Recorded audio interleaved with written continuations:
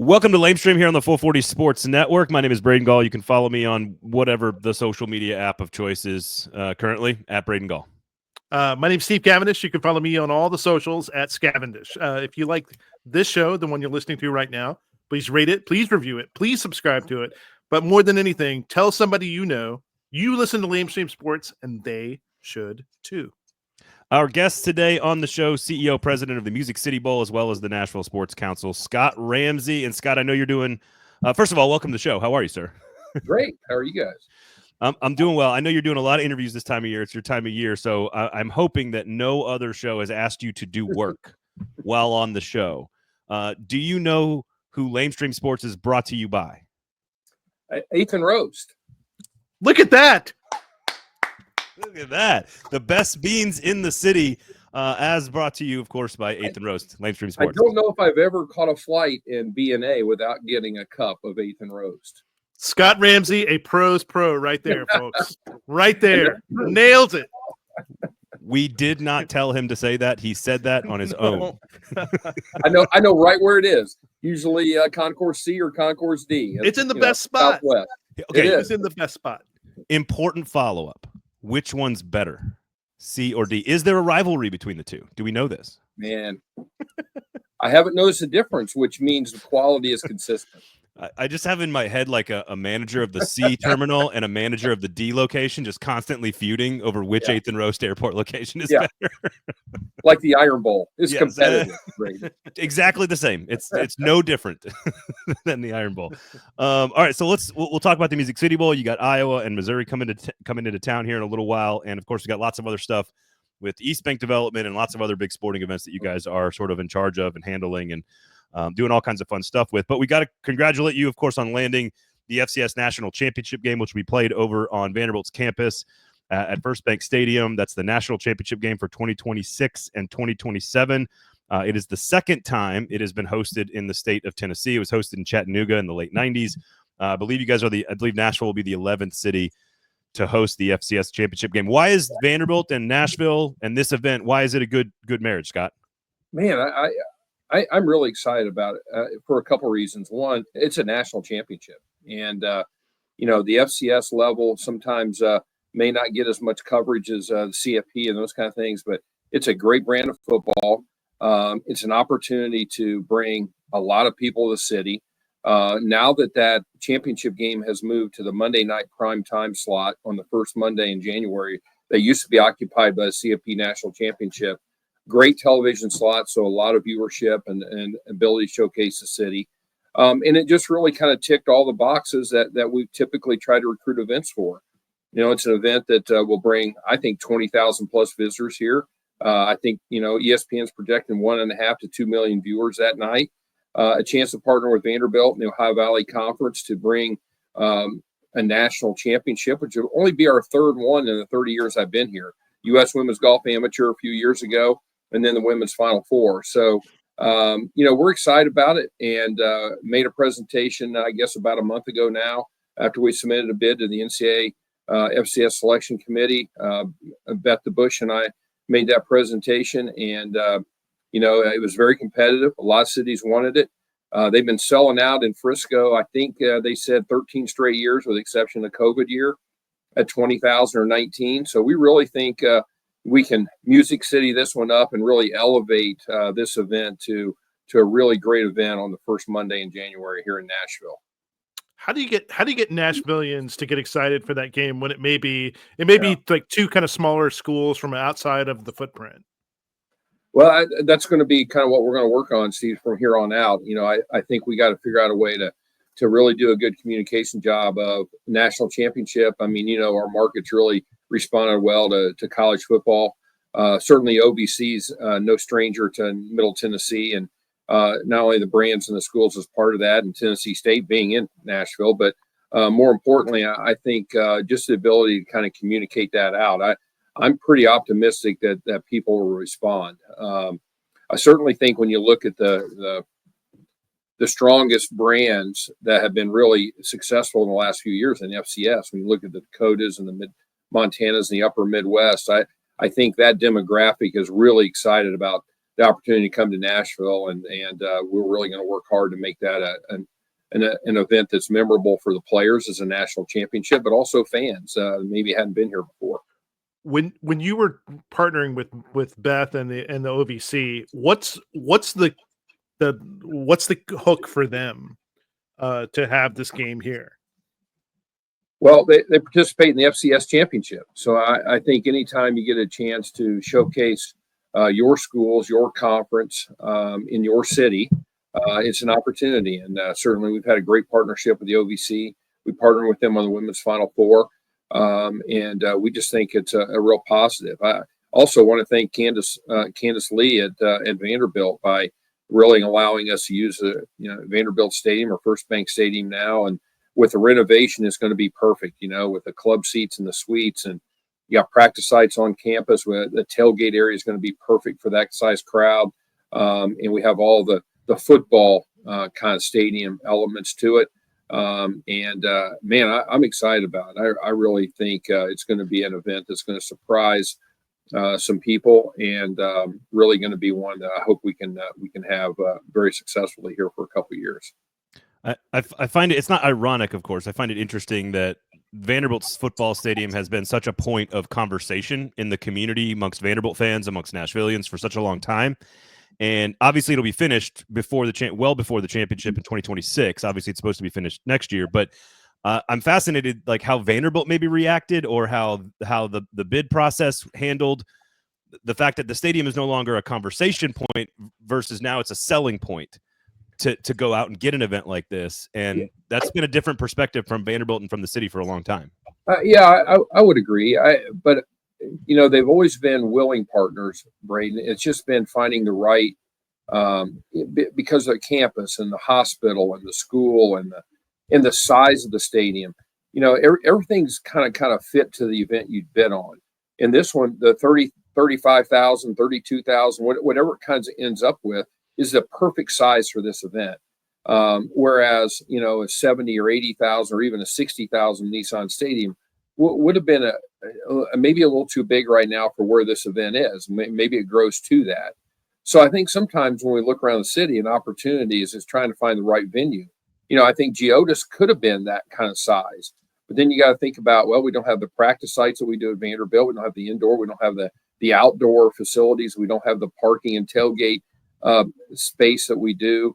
You don't have a football stadium set up already with goalposts, locker rooms, media center, those kind of things. So, I think sometimes you're always looking for that right fit. And this was it. We went to Candace and said, hey, here's what we're thinking. We'd like to do it.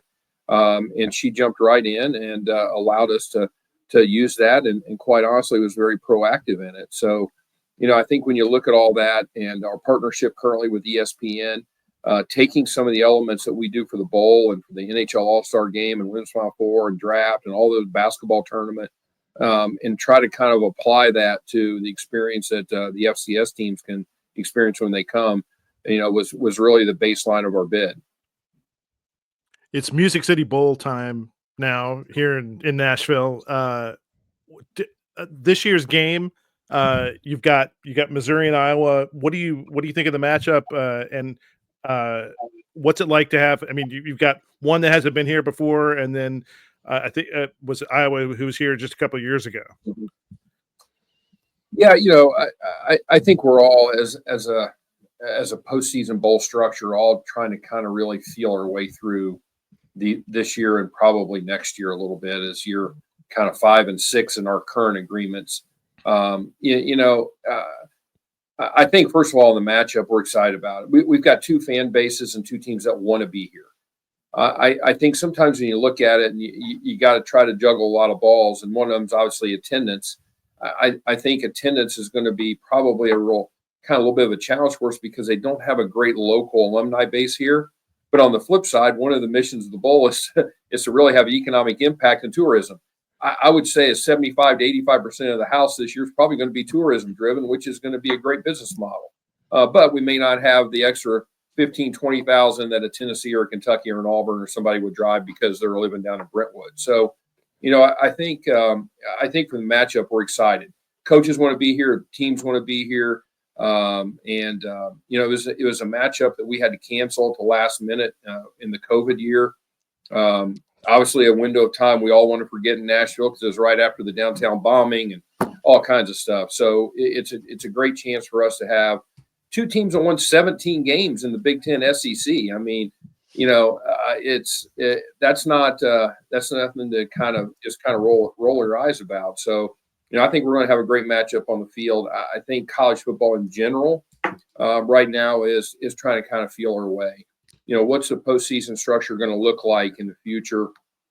And this year and next year, we're all trying to kind of feel that way through. We're no different. Certainly, you had a lot of people which felt like they were right at the doorstep on the SEC side. You look at Missouri, that same record as Alabama and Ole Miss and South Carolina. They're all 9-3, 5-3 in the conference and ranked 11th to 19th. So you had a big group of really, really good teams on the doorstep. How's that going to impact kind of going forward? We'll see how that kind of plays out. That's a decision the commissioners have to make. But I feel really optimistic about where we are as a city, a new stadium coming, what we've done to date, our reputation about hosting events, the experience the teams have here. And I think we're going to be well positioned to kind of take advantage of whatever opportunities presented to us. Very good offensive defensive matchup, and from a distance, you will not know which fan base is which walking around on Broadway. You'll have to get real close. You're going to get real close to figure it out. Both fan bases, Braden, are going to claim they had the whole stadium. Yes, right. Exactly. Actually, that's a really good idea. So marketing. I'm a marketing guy. That's true. So along those lines, I'm curious. Like without a lot of history in the event itself, Iowa one time, Missouri never. What are some of the pieces of data and metrics that you guys use to decide which teams? Obviously alumni base is one of them, but outside of sort of like, hey, this team has done well here, Kentucky, for example, 6 times, or alumni base. What are some of the things that you guys look at when deciding on which teams will do well in a situation like this? Yeah, the selection, quote unquote, selection process has changed really in the last 2 or 3 years pretty substantially. I think our bumpers, if you will, on the selection process has changed. I'll give you the example of probably 10 years ago. It was more of a draft order kind of concept, and boy, you pick third and you're on the clock and who you picking. Now it's much more collaborative, and really the conference and the teams have as much say of where they're coming as the cities right now. And so it's a much more of a matchup driven process. And I think, from the SEC side, you saw some teams that kind of fit in certain places, LSU and Houston, for example, A&M in Vegas to play USC. Missouri had never been here 4 hours up the road. So it's a little bit more of that than it is a hard selection anymore. But from the Missouri side, again, they've never been here. They're drivable. A Monday game or the only game on that day leading into Monday Night Football, so they can travel in on the weekend. They can be here for the Monday game, so it's a great showcase. And Coach Drinkwitz was really, really pushing hard to come here. So it's more collaborative there. On the Big Ten selection model, once Michigan beat Ohio State and once you're within one win, then you do have some flexibility on selection. And Tampa picks right ahead of us and selected Michigan, which left Iowa at 8-4, who had just beaten Nebraska at 6-6. It was probably the two teams we were looking at. And at that point, it was no choice for us. We were going to go with Iowa. 2-win differential, 6-3 in the conference. Just beat Nebraska and Minnesota and Wisconsin, all the rivals head to head. So we had a tough year really for them. I kind of use a golf term because I like to play golf, but I feel like it's a little bit of a mulligan for the Iowa fans because if you remember 2 years ago, we had to move our game day to Saturday morning because of the Cowboys Thursday night game with the Titans, and the Cowboy fans filled up the city. There wasn't any hotel rooms like in September once they knew they were coming. So when we picked everybody in early December, there was really just no option, and had a massive snowstorm. Southwest had the reservation, debacle. So we kind of got hit with everything on that one. And so I'm really anxious to kind of have the Iowa fans have a little more normal kind of travel opportunity to come to Nashville. With the announcement of the playoffs, you've seen how the bowl structure has been integrated into the playoffs this year with those quarterfinal games all happening.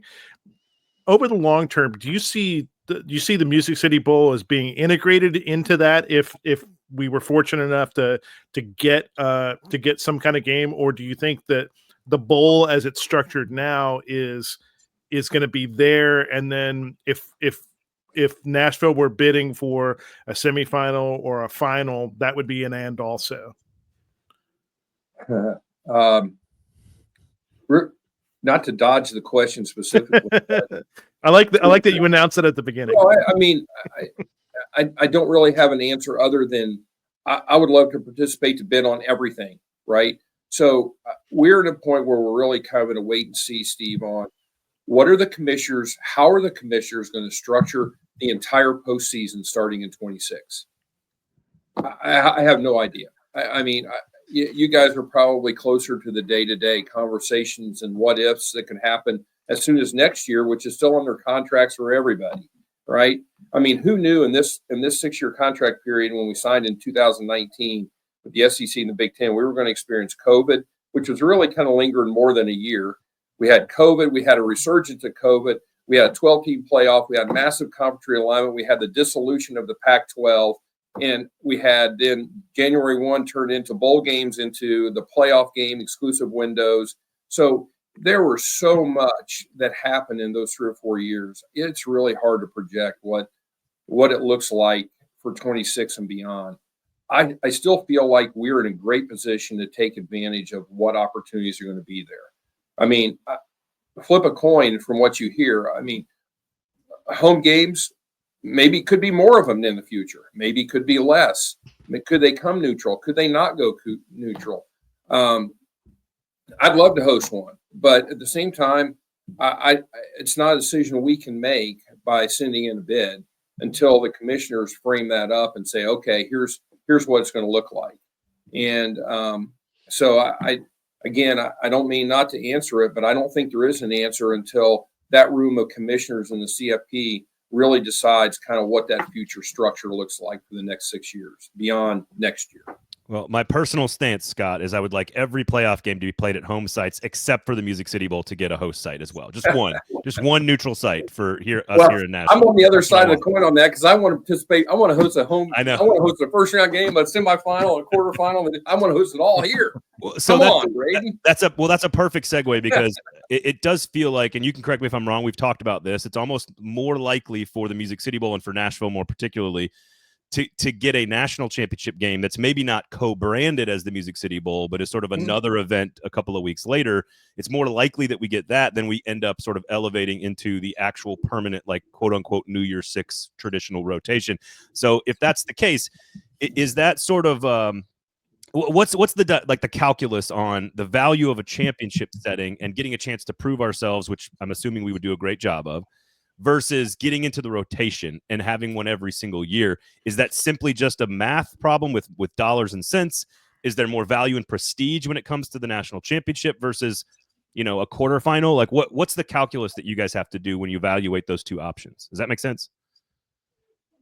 Yeah, it does make sense. I'm trying to think how to answer it because there's a lot of ways to there's a lot of sub answers to that. But let me start from the top down.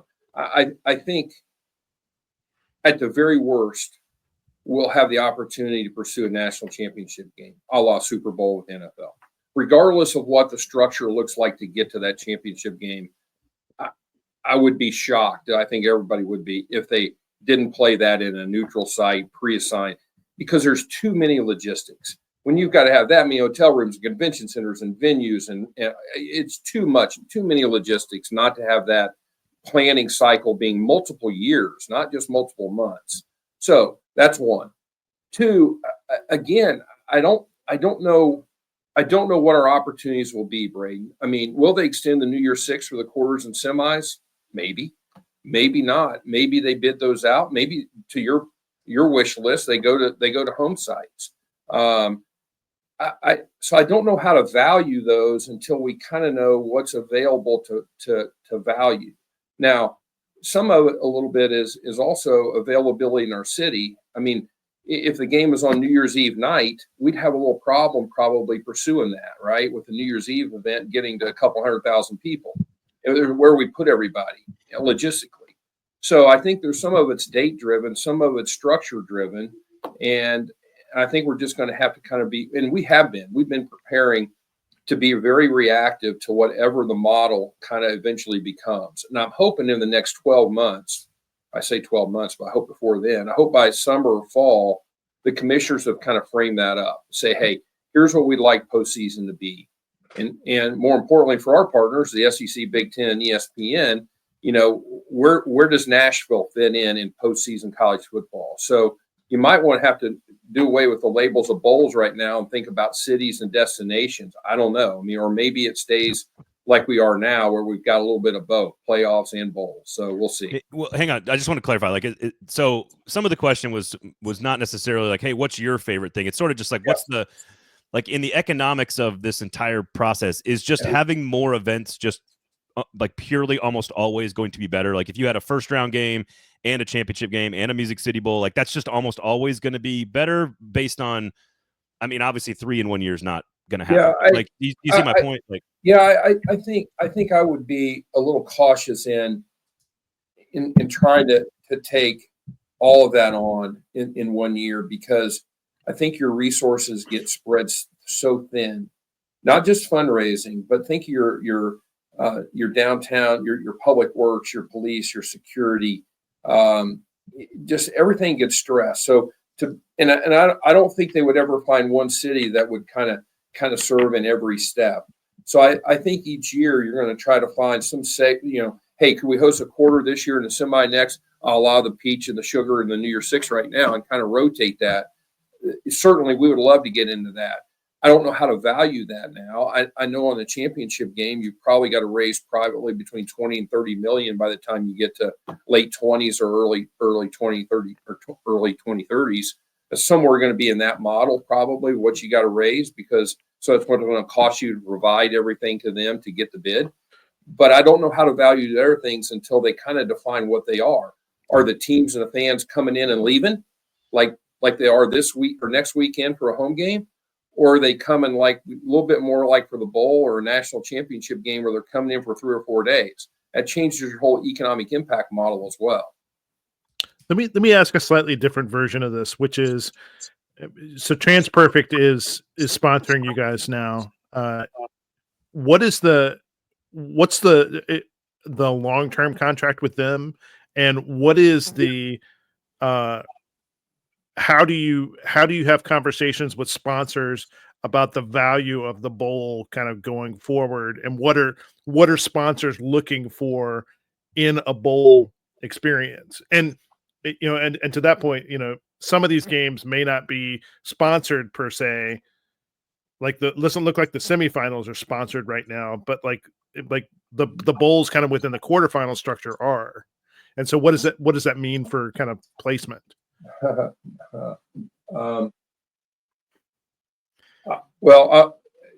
Two answers. One, TransPerfect, technically this is their last year with us, with 1 year left on our on the conference contracts. So whether or not they return, I would say what sponsors are looking for depends on the sponsor. I go back to our friend Dan Crockett and Franklin American. I mean, it was a great branding opportunity for them, and they eventually kind of rolled up and sold to a bank. TransPerfect is an international translation company that is worldwide. So I don't know if they have that strategy or this was a great entertainment vehicle. Think of Nashville this time of year, they're bringing 600, 700, 800 of their employees and clients and prospects here and entertaining them all week, with football being the centerpiece and a little bit of branding with ESPN. Then you've got your more consumer brands, your Duke Mayo and your Cheez-Its and your Pop-Tarts that you're seeing much more, experiential kind of sponsorship. So, I think that's a very sponsor question, Steve, more than the bowl. We hear anything. Could we tailor make our bowl to fit one of those missions for their ROI? Yeah. And so we'll see where that goes. On the playoff side, remember that when they went to the 12 team mid contract cycle, this was the business challenge. There were two pieces behind the scene. You had, let's just take our good friend Gary Stokan in Atlanta and the Peach Bowl. Well, Chick-fil-A Peach Bowl was in place 2 years ago, last year. Well, they're going to roll the New Year's Six into that. And Chick-fil-A not only has a commitment to help the Peach Bowl and charities and underwriting the team and everything else, there's a massive advertising buy with ESPN. So that was currently already negotiated. Do you tear all that up and start over for 2 years and know you're going to tear it all up again, start in 26? No.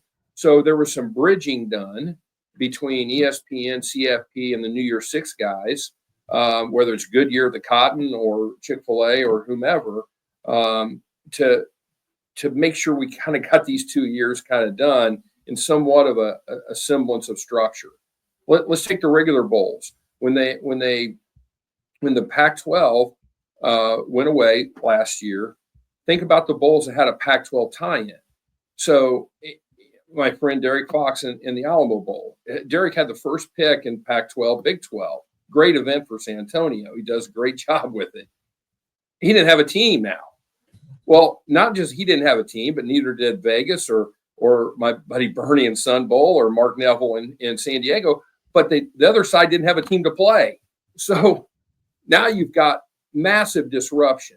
So we've kind of bridged it. They kind of bridged it and took the legacy Pac-12 teams to allow them to finish out the contracts, because you had TV contracts, you had sponsor contracts, you had stadium venue contracts, you had everything done for 2 more years.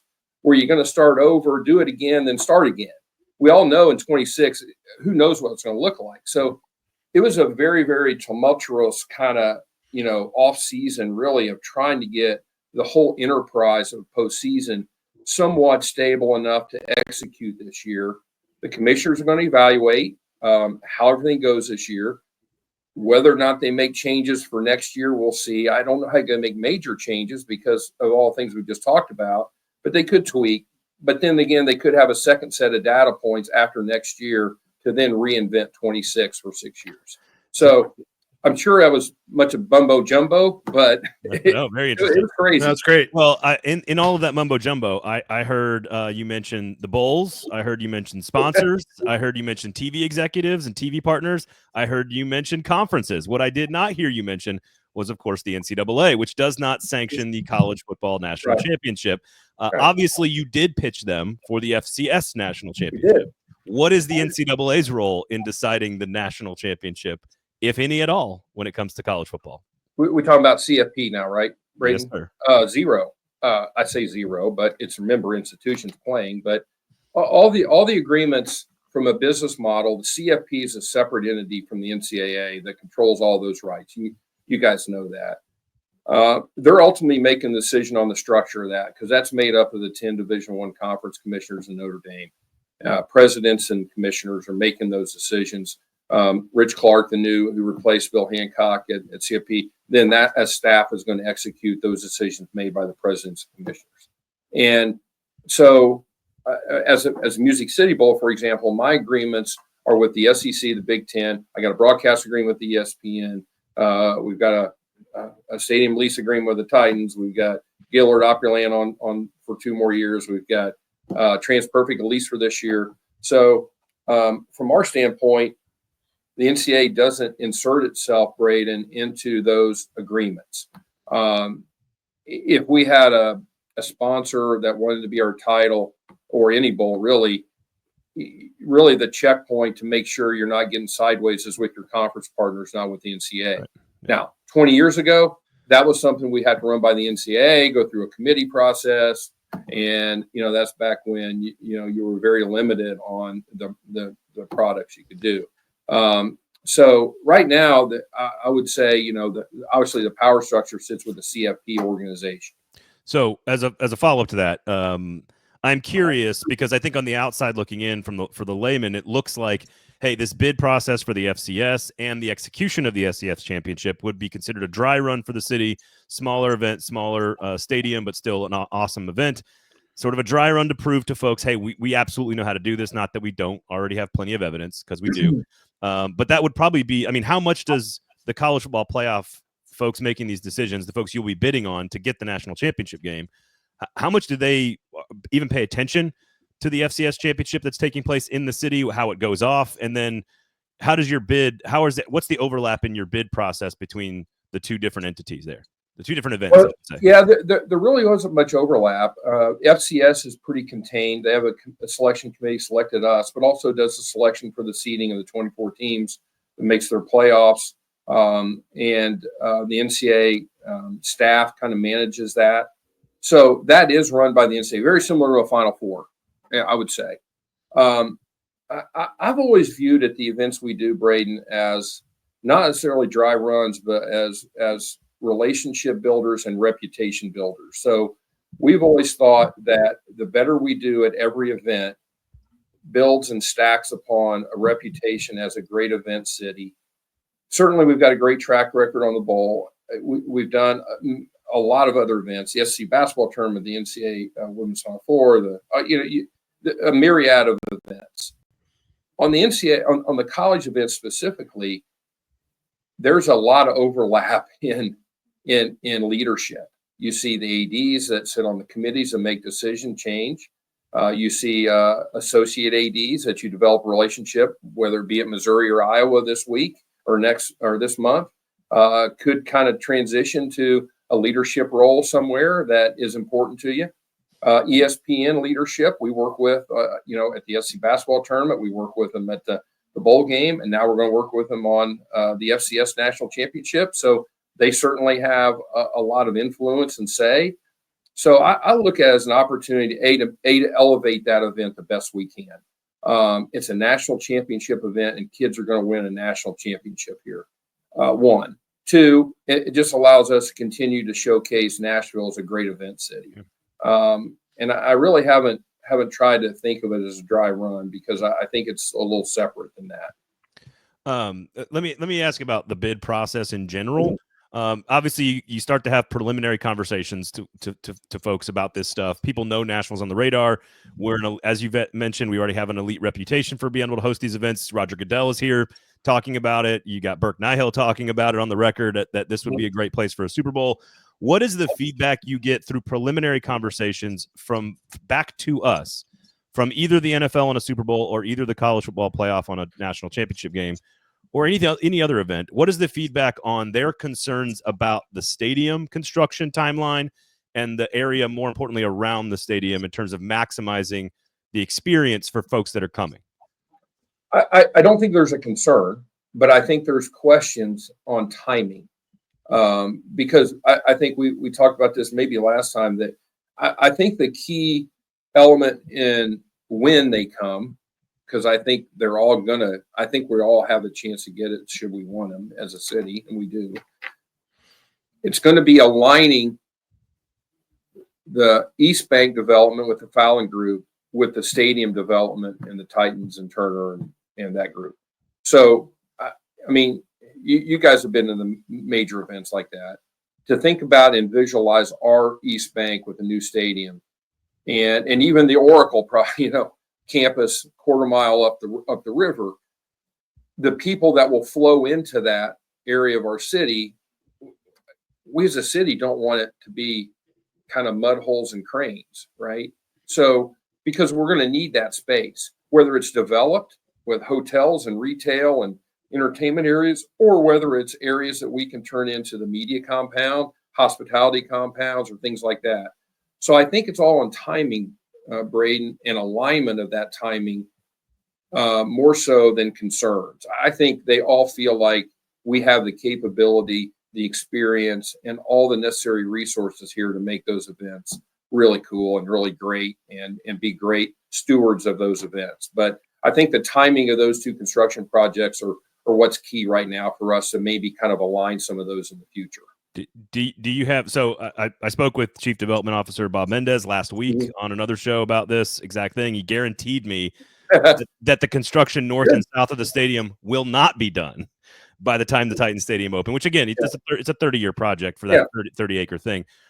Is it safe to say that, like, if that area is not, I don't want to say cleaned up, but to your point, organized, let's say, that area immediately around the stadium has to be at a certain point, a certain level, for us to even have a chance to get those two events, in particular, certainly a Super Bowl? Or Can it be makeshift and all of a sudden we've got a chance at a 2031 game or whatever, maybe a couple years earlier than we expect? I can't really answer that because I'm not on the day-to-day on the timing of that. But I would say in phases, Braden, certain areas of that will be important. No doubt about it. I mean, if if you got 50,000 fans walking across the bridge and they're emptying the bridge into a construction zone, it's going to be tough. So, but if certain areas are ready, then that'll help identify years that we would be ready to host those events, if that makes sense. So certainly Bob, Burke, Mayor, all those will have a better sense of the timing of some of those phases. I think we all knew that East Bank's going to be multiple years, but what parts can be done to be able to host these events? And those are conversations that happened way before everything got green lighted on the stadium and that. So, it's not new. Everybody knows it. I think all the development folks know it. And I think it's going to still be a few months here before we have a better timeline for that. And that would be something happening out of the mayor's office for the East Bank and the Titans office there on especially the Super Bowl conversation. But, I think you look at the men's Final Four, for example, it's already bid out through 31. So, you're looking at 32 and beyond there. CFP, I feel like they're going to have to announce a couple cities here because they're only at Atlanta, Miami right now, next 2 years. I feel like they're probably going to announce a couple cities, if not 3 or whatever, which would get it back into that 30. And you guys, just to be clear, you guys don't get any notice, right? Like we all find out together, or do you guys get notified beforehand? They've really done a good job, and give Bill Hancock credit for this, from going to a massive 2-year, submit this massive bid, bring in all your firepower, make a presentation, and we're going to pick 4 out of 6 of you, and the other 2 go home and lick your wounds. And you spend all that time and money versus, hey, Nashville, are you interested in hosting this CFP? Yes. Okay, here's what we're thinking, because they may not say it, but we all know they rotate it somewhat geographically. Maybe not, year to year, but at least over a 4 or 5 year cycle. And okay, here's the years we're kind of looking at. When will you guys be ready? Are you looking at any other major events that could conflict, i.e., with the Final Four or Super Bowl, or hey, we're going to move it to the second week of June. Can you guys do it during CMA? No. So I think that's the conversation that has been starting behind the scenes. It's been much better from our side because it allows you to work through it. And it's a lot. I mean, say, hey, come clean your convention center for 14 days, get us 14,000 hotel rooms within X, raise this much money, talk to your police, your security. This is the kind of resources we're going to need. Here's what we need. So the list of needs are so extensive across the whole city. And you need a little time to kind of figure out, hey, can or can't we work on those windows? If not, it won't eliminate you. And you haven't spent weeks and months and years trying to raise all this money to make a presentation and you don't get it. So I think it's been much more efficient. And, at the right time, they know we're interested, and they know that they can at least reach out to us and start that conversation. Scott, what don't people understand about the size of a Super Bowl bid? It's not just something that you can go kind of raise your hand for and say, okay, we're going to host it. Like it is one of the biggest events the city could ever host. What is it about the size of it that's different than say a Music City Bowl or even a Final Four? Yeah. Well, I think any of those major events, Steve, I don't think people realize how much lead time you really need to make all that work.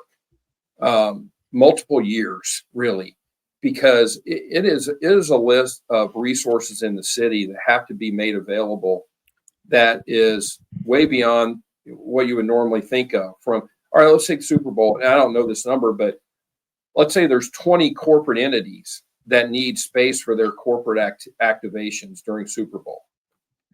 Certainly have to hold multiple tens of thousands of hotel rooms for official designations with the NFL, but then you've got the fan base and all these interior kind of or exterior kind of pieces. Then you've got all the security plan. you got to raise money. I don't know a number, but it's a big number without any assets. So it's not like I can go sell a sponsorship to, Oracle or up the street. It's got to be within the, you're kind of carved out of that because the NFL controls all that. NCAA or CFP will control all that. So how do you raise that? Well, typically, everybody looks at tourism-based stuff or governmental-based, and then philanthropy. You look at the people in the city who really want the city to be on that stage, and then you just have a lot of planning. It's details. It's transportation. It's hotels. It's volunteers. It's the convention center experience. It's locking in contracts. It's venue needs. It's signage.